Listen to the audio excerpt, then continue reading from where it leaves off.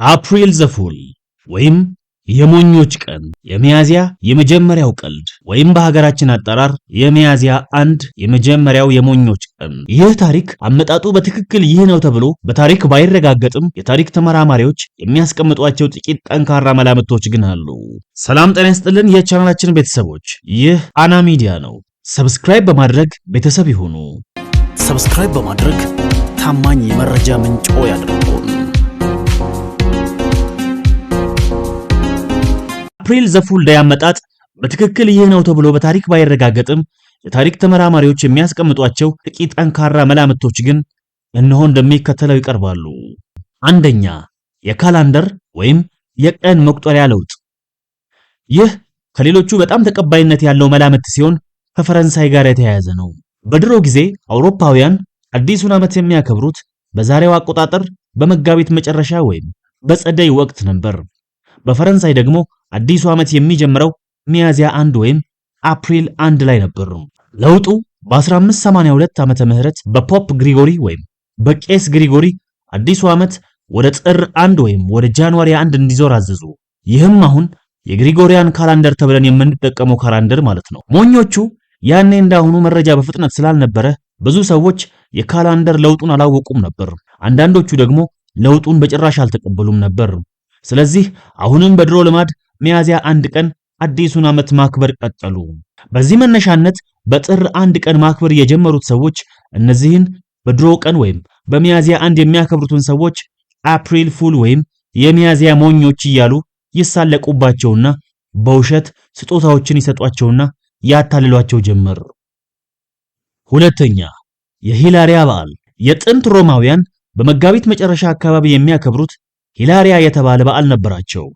ሂላሪያ ማለት ደስተኛ ማለት ሲሆን በዚህ በዓል ላይ ሰዎች ተለዋውጠው በመልበስና የተለያዩ ሰዎችን በመምሰል ሌሎችን ያታልሉና ይቀልዱ ነበር። ይህ ልማድ ቀስ በቀስ ወደ ዘመናዊው ሚያዚያ 1 ቀልድ ሳይቀየር አልቀረም ተብሎም ይታመናል። ሶስተኛ፣ የተፈጥሮ መለዋወጥ። አንዳንዶች ደግሞ ሚያዚያ 1 የአየር ሁኔታ የሚለዋወጥበት ወይም ፀሐይ ወጥቶ ድንገት ዝናብ የሚዘንብበት ወቅት በመሆኑ ተፈጥሮ ራሷ ሰዎችን ታታልላለች ከሚል እምነት የመጣ ነው ይላሉ። ሚያዚያ 1 ወይም አፕሪል ዘ ፉል በፈረንሳይ ልጆች በወረቀት የተሰሩ አሳዎችን በሰዎች ጀርባ ላይ ሳያውቁ በመለጠፍ ይጫወታሉ። ሰውየው ሳያቅ አፕሪል ፊሽ ወይም የሚያዚያ አሳ እያሉ እየሳቁና እየተሳለቁ ይዝናናሉ። በእንግሊዝ ይህ ቀልድ የሚፈቀደው እስከ ቀኑ 6 ሰዓት ብቻ ነው ወይም እስከ እኩለ ቀን ብቻ። ከዚያ በኋላ የሚቀልድ ሰው እሱ ራሱ ሞኝ ይባላል። ይህ ጉዳይ እኛም ሀገር የሚያዚያ 1 ቀን ተብሎ በውሸት ወሬ ሰዎችን የማስደንገጥ ወይም የማሳሳት ልምድ ከውጭ ተከርቶ በይፋ እየተተገበረ ይገኛል። በታሪክ ውስጥም ብዙ ጋዜጠኞችና የቴሌቪዥን ጣቢያዎች በዚህ ቀን በጣም የሚመስሉ ውሸቶችን ዘግበው ሰዎችን ሲያታልሉ ቆይቷል። ለምሳሌ ያህል አንድ ጊዜ ቢቢሲ በስዊዘርላንድ ስፓጌቲ ከዛፍ ላይ ነው የሚለቀመው የሚል ዘገባ ሰርቶ ብዙዎች አምነው ተቀባብለውት ነበር። That the past winter, one of the mildest in living memory, has had its effect in other ways as well. Most important of all, it's resulted in an exceptionally heavy spaghetti crop. The last 2 weeks of March are an anxious time for the spaghetti farmer. There's always the chance of a late frost, which, while not entirely ruining the crop, generally impairs the flavor and makes it difficult for him to obtain top prices in world markets. But now these dangers are over and the spaghetti harvest goes forward. Spaghetti cultivation here in Switzerland is not, of course, carried out on anything like the tremendous scale of the Italian industry.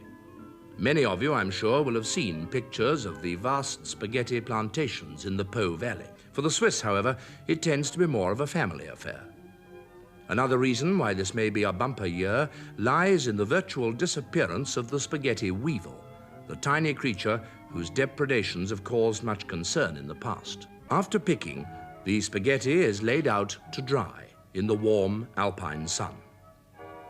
Many people are often puzzled by the fact that spaghetti is produced at such uniform length, but this is the result of many years of patient endeavor by plant breeders who've succeeded in producing the perfect spaghetti. እርሶስ ሚያዚያ 1 ወይም በአፕሪል ዘ ፉል ቀን ሸውደው ያውቃሉ? ተሸውደውስ? ሐሳብ አስተያየታችሁን ኮሜንት ሴክሽን ላይ አስቀምጡልን። ቸር ያቆየን። ሰብስክራይብ በማድረግ ታማኝ የመረጃ ምንጮ ያድርጉ።